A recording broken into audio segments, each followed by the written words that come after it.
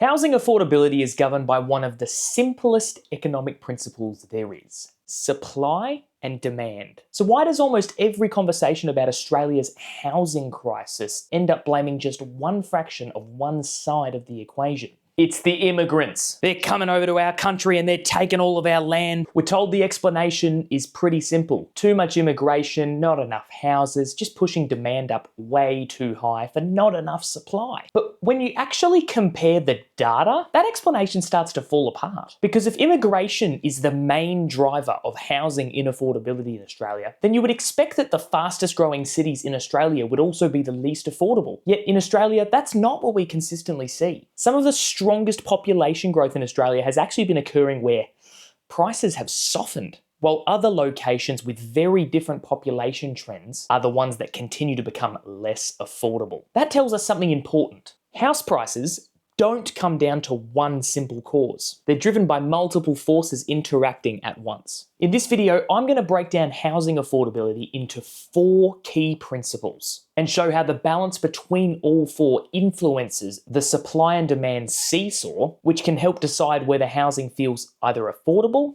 or totally out of reach. So what are the 4 levers? First up, we have infrastructure. Out of the 4 components I'm going to discuss in the rest of this video, this one tends to lean mostly on the supply side. Infrastructure has the unique ability to increase supply. For example, let's say we wanted to increase housing supply within 45 minutes of the Brisbane CBD. We have 2 options. 1, rezoning, where we rezone certain areas within 45 minutes of the Brisbane CBD, enabling us to have greater density in the same amount of land, like an apartment tower or a mid-rise building. The second option is suburban sprawl, where we build houses further and further out from the CBD or metro area where there weren't previously houses before. Whilst these ideas are frequently relied on in Australian urban planning, there's one major problem. They're very expensive, both socially and economically. Suburban sprawl, in an ideal world, requires strong infrastructure, typically new infrastructure, either a multi-billion-dollar highway or a train, ideally before even a single brick of new housing is laid. The reality is that modern-day planning trends in this country tend to be enabled and encouraged before there is actually the infrastructure to support it, leading many first homeowners or new homeowners further and further out from where the jobs actually are, without any real efficient way to get to them. We live in a seemingly reactive infrastructure mindset, and this isn't helpful, compared in stark contrast with countries like China that are so proactive in their infrastructure that they have built high-speed rail to ghost cities with tens of thousands of apartments that are sitting there empty, waiting for people to move there. In the case of rezoning, NIMBYism is socially very expensive. Don't you dare build that 20-story tower anywhere near me. And if the social influence of NIMBYism gets strong enough in opposition to a prospective rezoning, it could very quickly lead to the very ousting of the government that planned to perform the rezoning, leaving us back at square one with no new housing. While rezoning doesn't cost the government very much fiscally, it's still a very expensive option, all things considered. And therefore, just increasing supply is far more difficult and far more expensive than people realise. That is, if we continue to do things in Australia the way they have always been done. When it comes to the supply and demand seesaw, I would have to argue that infrastructure sits very, very heavily on the supply side, though there is no doubt that good quality infrastructure can stir some demand as well. For the second key principle in the supply versus demand seesaw, we have incomes, employment, and serviceability. To have an effective economy, i.e. having people live where they want to live, doing jobs that they want to do, and getting paid enough to live where those jobs are, they need proximity to where the economy has already developed over several decades. Fortunately for us in Australia, we are very fortunate to participate in such a strong economy for jobs and growth. I know we're at the stage, right, where if you say anything positive about Australia, people think you're a puppet, but seriously, we're so blessed. We rank highly in GDP per capita, highly in quality of life compared to even the OECD standards. If you factor just these 2 items in, it's no surprise that in Australia we have a great economy that gives us great jobs with great disposable income to therefore be able to afford very, very high mortgage payments within a reasonably sensible budget. I understand that first home buyers have had their ability to afford their first house absolutely obliterated over the last 7 years. Trust me, I understand. The reality is that Australians overall have very strong incomes, therefore a strong ability to service debt relatively sensibly. In Australia, our incomes lean very heavily on the demand side of the scale. And given that our reactive appetite for infrastructure and supply in this country almost guarantees that we will always be in a supply deficit, just this component alone leads me to believe that the seesaw tips towards demand already. The third component of the supply versus demand housing seesaw ratio equation is underlying demand. Underlying demand is simply the number of people that want to live in an area. Not to be confused with market demand, which is the number of people that are actively capable of making a real estate buying or selling decision at a very specific moment in time. For example, there might be 1 million people that might want to live in an area, the underlying demand, but only a handful of them are able to transact, buy, sell, sign contracts on any given day, the market demand. Now, as a concept within this video, this component very clearly overlaps quite a bit with the previous component we just discussed. But of course, all of these concepts intermingle quite closely. They're all fighting for their balance and their weight on the perpetual seesaw that is the supply versus demand ratio. But it is slightly different. Think of it this way. People make decisions virtually every single day about where they want to live, based on hundreds of metrics. But I believe the four most important are employment and economic opportunity, lifestyle, access to essential services like education, transport, healthcare, leisure, and at number 4, amenity, such as how much does a 2-bedroom cost versus how much does a 4-bedroom cost. Australia has a population of 28 million people, and whether or not consciously or subconsciously, every single one of those people makes a decision every single day about whether or not they're going to buy or sell a house. Let's use this idea in an example with Australia's largest housing market, Sydney. If house prices in Sydney suddenly dropped 10% overnight, how many people would get their finances in order very, very quickly to make sure that they bought, so they took advantage of the opportunity? Probably enough competition that it would push those prices right back up that 10% again. As a result of incomes, employment, and serviceability, quite literally millions of people create Sydney's underlying demand. You can see through a combination of strong employment prospects and a fantastic lifestyle that many, many people want to live in Australia, including those migrating from overseas. According to the Australian Bureau of Statistics, net overseas migration from the period 2020 through 2024 averaged 1.06% of the population as an increase, compared to 0.885% from 2007 through 2019. That is an increase of less than 0.2% in the two periods. That is not a major structural shift in immigration policy in this country. I understand people feel they are being priced out of the market and they're quick to blame immigrants because that's the reason they can't afford their next house or their first house. But the data just does not support that as a primary driver. It is largely perception-based rather than evidence-based. Now, of course, an increasing population generally does correlate with increasing demand and therefore probably correlates to increased prices. But did you know that over the last 12 months, Victoria was the state that hosted Australia's largest net migration, whilst also experiencing one of the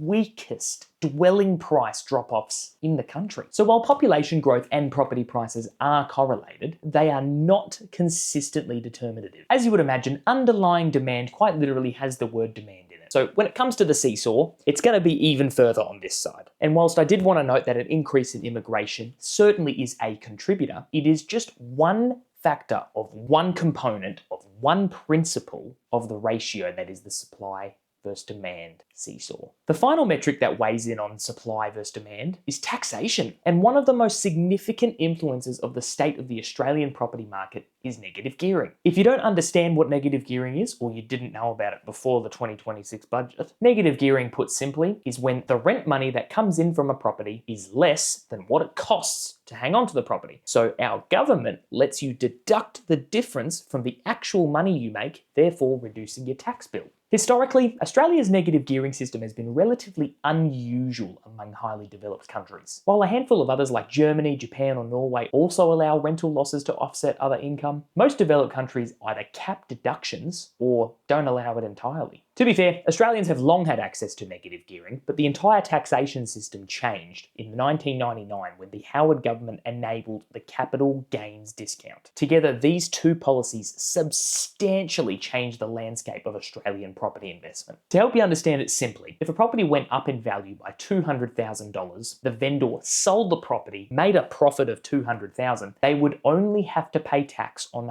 half the gain, $100,000. This meant that investors could offset annual losses against their real income, and then when it came time to sell, get a huge discount on the tax paid on that too. The Grattan Institute has argued that the combination of the capital gains tax discount and unrestricted negative gearing has created a very favourable taxation climate for Australian residential property investors, one that is pretty unusual in combination throughout the rest of the developed world. Now, when it comes to supply, the issue wasn't that incentives for new construction didn't exist. It's just that the combination of negative gearing and capital gains tax made investment in inner city suburbs in Australia's capital cities far safer than the risk you would possibly need to take to develop a property yourself. I mean, think about it. Why would an investor develop a new house that possibly might not go up in value when they're pretty sure they can get a decent return if they go and spend $3 million on an inner city property in Sydney or Melbourne or even Brisbane? This meant that while the tax setting did encourage investment into the residential property sector, it didn't encourage investment into the supply of those properties. Therefore, in terms of our seesaw framework, this is yet another thing that favours demand. All of this is subject to change now with the 2026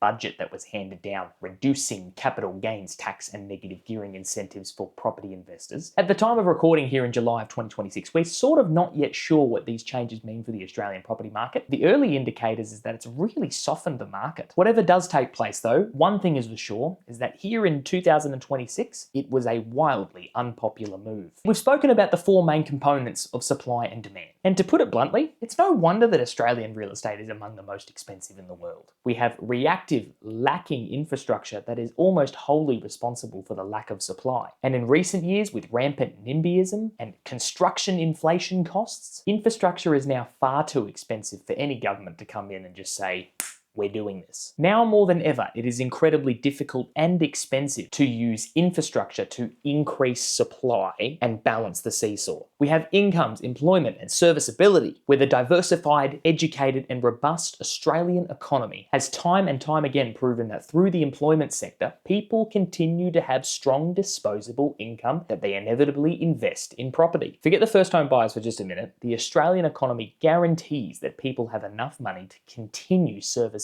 their debt quite sensibly. Demand is high because incomes are high, and that's probably not going anywhere. Following on from incomes, we have strong underlying demand, which reinforces the strength of our employment sector and contextualizes our economy into one that sees housing prices continue to rise, rain, hail, or shine. And finally, we have the taxation setting, which I think is really the whole point of this video. For 27 years, taxation settings in this country have favoured residential speculation. Give or take a few tweaks, there has really, all things considered, been just as much incentive for investors to invest in inner city property versus urban sprawl, probably where the houses actually need to go. Therefore, not really any meaningful increase in supply. It is the view of the government that handed down the 2026 federal budget that for too long, taxation settings have favoured the demand side of the equation and not enough of the supply side. And that now is the time to shift that balance. Australia doesn't have a housing affordability crisis. It has a housing desirability crisis. And these latest taxation changes are designed to rebalance that desirability, making existing housing less attractive while holding a magnifying glass over the incentives around new housing stock. There's just one problem though. If you're going to rely on the private sector to carry the risk of delivering new housing supply, one of the key ingredients that is needed is confidence in the return, because developing isn't just expensive, It's slow, risky, it's extremely sensitive to interest rate changes, and if the market continues to soften in the way it has over the last few months, and developers lose confidence in any return, some may just decide that the additional risk isn't worth the reward, and possibly might stick their extra money in the S&P 500 and call it a day. If those investors and those developers step away from developing and don't increase housing supply, we might be left at square one. And you start to wonder if any of this was worth it in the first place. Every government says they're going to make housing more affordable. Increasing supply is a pretty good way of doing it without messing the rest of the market up. But it is a fact, as proven on budget night, and with the on-flow effects of what has happened since then, that this government's plan to fix housing supply